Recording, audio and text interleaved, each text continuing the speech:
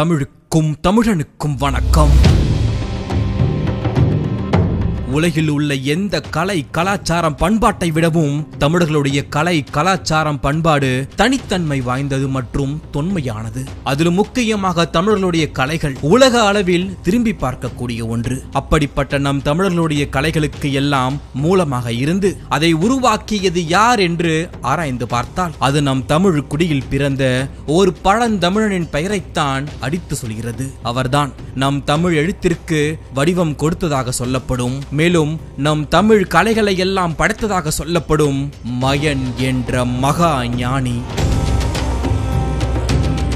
தமிழர்களின் வானியல் கலை, கட்டிடக்கலை, சிற்பக்கலை, ஓவியக்கலை, மரக்கலை போன்ற அனைத்து கலைகளுக்கும் தலைவனாகவும் அதனை படைத்தவனாகவும் விளங்குகிறார் இந்த மயன். அவ்வளவு ஏன், மகாபாரதத்தை எழுதிய வியாசர் கூட மயனை மாயாவி எனவும் மகாகவி எனவும் குறிப்பிட்டிருக்கிறார். மேலும் பல புராண நூல்கள் பிரம்ம ரிஷி எனவும், மேலும் வாஸ்து நூல்கள் மாமுனி என்றும், ஒரு சிலர் மயனை விஸ்வகர்மா என்றும் குறிப்பிடுகிறார்கள். இவர் படைத்த ஒரு மிகச்சிறந்த நூல்தான் ஐந்திரம். ஆக இவ்வாறு மயனை பற்றியும் ஐந்திரத்தை பற்றியும் இன்னும் இவரை சுற்றியிருக்கும் பல ரகசியங்களையும் தெரிந்து கொள்ளுங்கள் இந்த பதிவில். அதற்கு முன்பு நம் டீப் டாக்ஸ் தமிழ் யூடியூப் சேனலை சப்ஸ்கிரைப் செய்து தமிழ் மற்றும் தமிழரின் வரலாற்றை தெரிந்து கொள்ளுங்கள். மேலும் சுவாரஸ்யமான பல தமிழ் நாவல்களையும் கதைகளையும் கேட்பதற்கு நம் deep talks Tamil audio book சேனலை சப்ஸ்கிரைப் செய்து கொள்ளுங்கள்.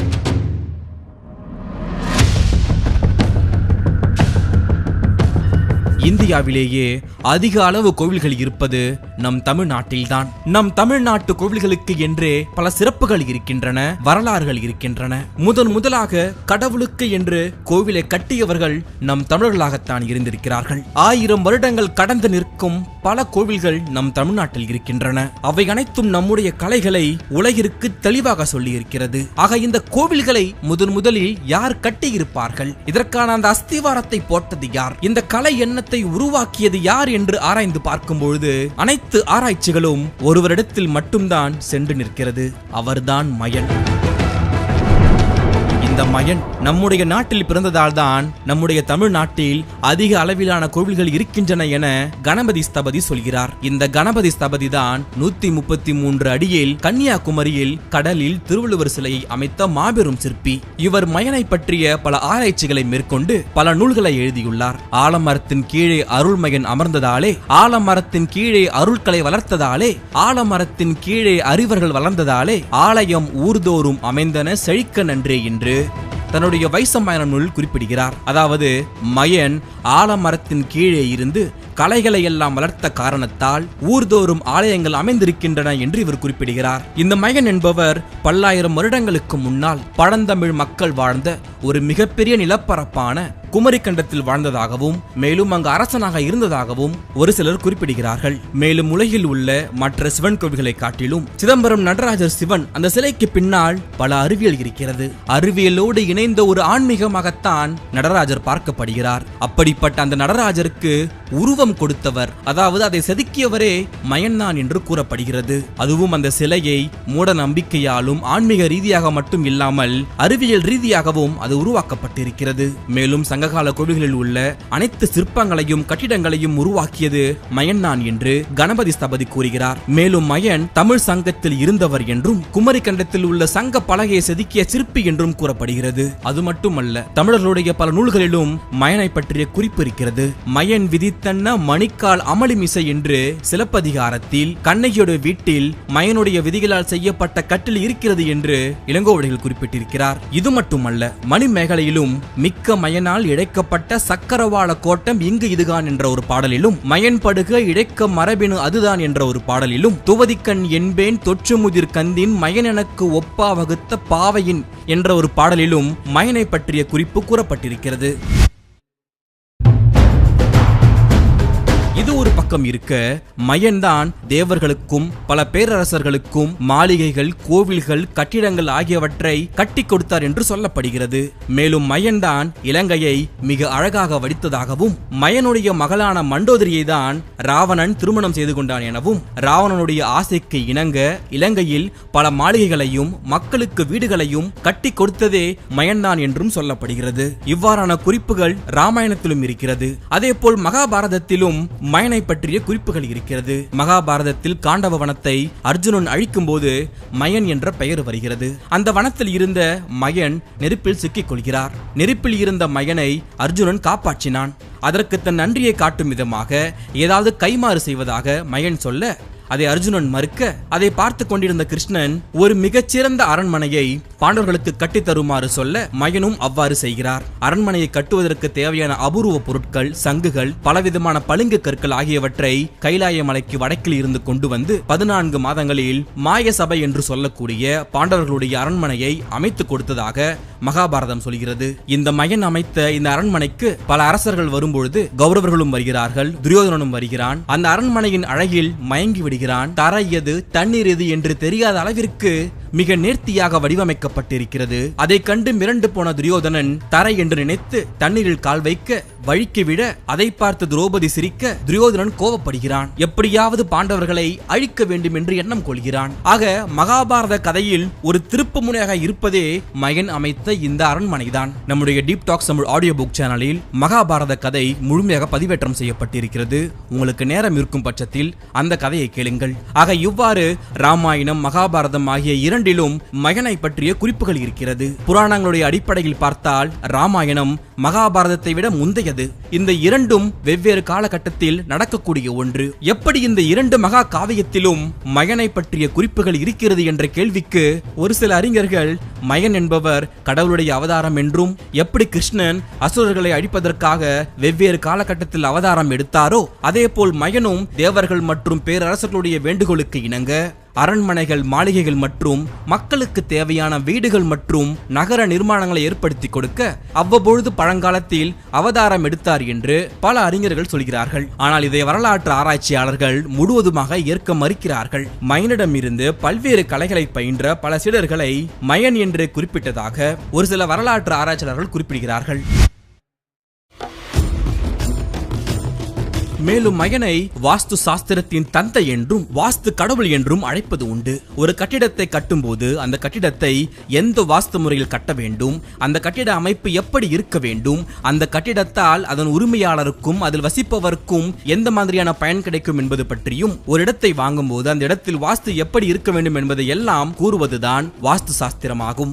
நம் முன்னோர்கள் இதை மனையடி சாஸ்திரம் என்று அழைத்தார்கள். இந்த மனையடி சாஸ்திரமும் இதில் உள்ள வாஸ்து முறைகளும் மயனின் சூரிய சித்தாந்த முறையை அடிப்படையாக கொண்டது என்கிறார் கணபதி ஸ்தபதி.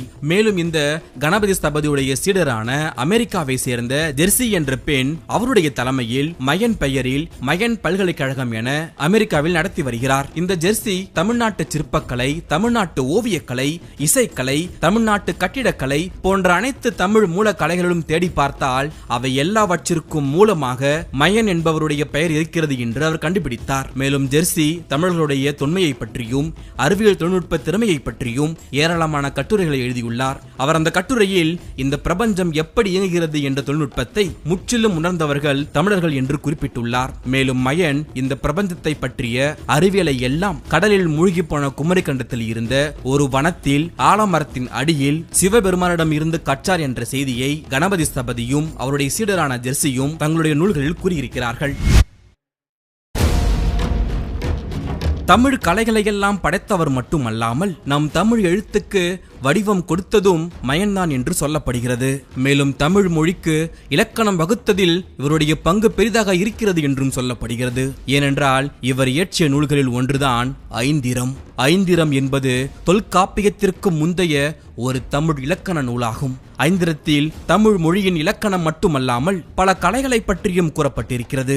ஐந்திரம் சுவடியை முதலில் கண்டறிந்தவர் புலவர் வீரபத்திரனார். தஞ்சை சரபோஜு மன்னனால் பாதுகாக்கப்பட்டு வந்த சரஸ்வதி மகால் நூலகத்தில் மயனை பற்றிய பாடல்கள் அடங்கிய நூல் குறிப்புகளையும் மற்றும் அந்த நூலகத்தில் ஓரமாக கட்டி ஒதுக்கி வைத்திருந்த காணாமல் போன மயனுடைய ஐந்திரம் சுவடியையும் இவர் பார்த்ததாகவும் அதை முழுவதும் மனப்பாடம் செய்துள்ளதாக கூறி அவர் மனப்பாடம் செய்ததை கணபதி ஸ்தபதியிடம் சொல்ல அவர் அதை ஒளிப்பதிவு செய்ய மேலும் அதில் பதிவு செய்யப்பட்ட மயனை பற்றியும் அவர் எழுதியுள்ள ஐந்திரத்தை பற்றிய குறிப்புகளையும் அன்றைய கல்வித்துறை அமைச்சரான அரங்கநாயனிடம் காட்ட அவர் அதை அன்றைய முதலமைச்சராக இருந்த எம்ஜிஆரின் கவனத்திற்கு கொண்டு செல்ல அந்த ஐந்திரம் நூல் வெளியிடப்பட்டது.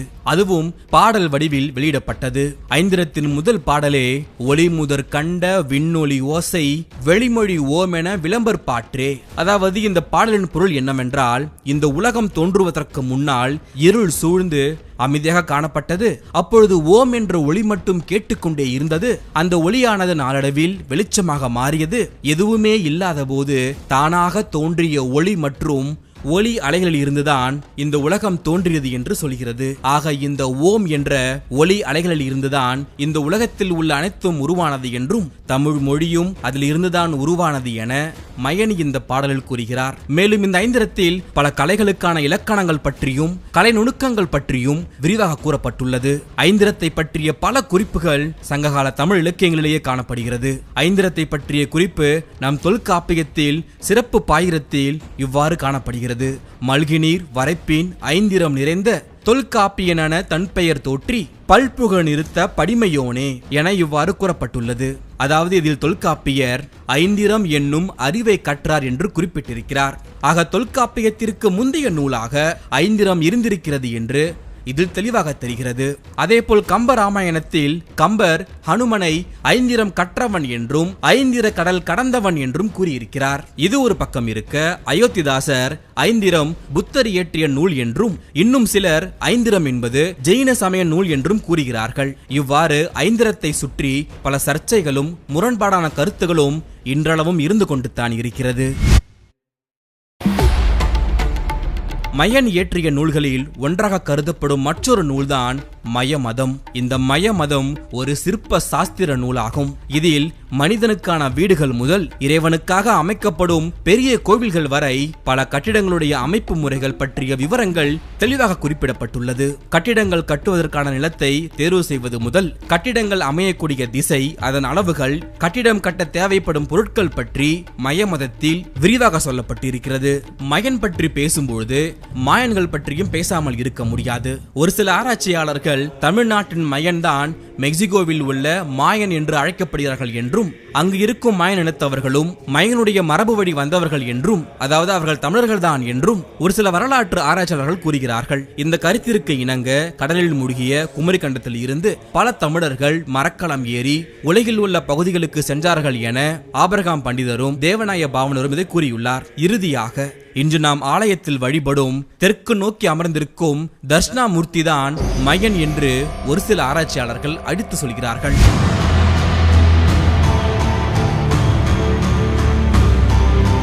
அதாவது தட்சிணாமூர்த்தியாக வணங்குவதே நாம் மயனைத்தான் என்று சொல்கிறார்கள். ஆலமரத்தின் அடியில் சனகாதி முனிவர்களுடன் ஞானத்தை அளிக்கக்கூடிய ஒரு வடிவமாக தட்சிணாமூர்த்தி இருப்பார். இவர் ஒரு ஞான குரு. தட்சிணம் என்றால் தெற்கு என்று பொருள், மூர்த்தி என்றால் தலைவன், இறைவன் என்று பொருள். தெற்கு நோக்கிய இறைவன் என்பதுதான் இந்த பெயருடைய பொருள். தெற்கே இருந்த குமரி கண்டத்தில் ஒரு ஆலமரத்தின் அடியில்தான் கலைகளை எல்லாம் வளர்த்தார் என்று மயனை பற்றிய குறிப்பு இருக்கிறது. அதே போல் தட்சிணாமூர்த்தியும் ஆலமரத்துக்கு அடியில் பல கோவில்களில் தெற்கு நோக்கி அமர்ந்திருப்பதாக வடிவமைக்கப்பட்டிருக்கிறது.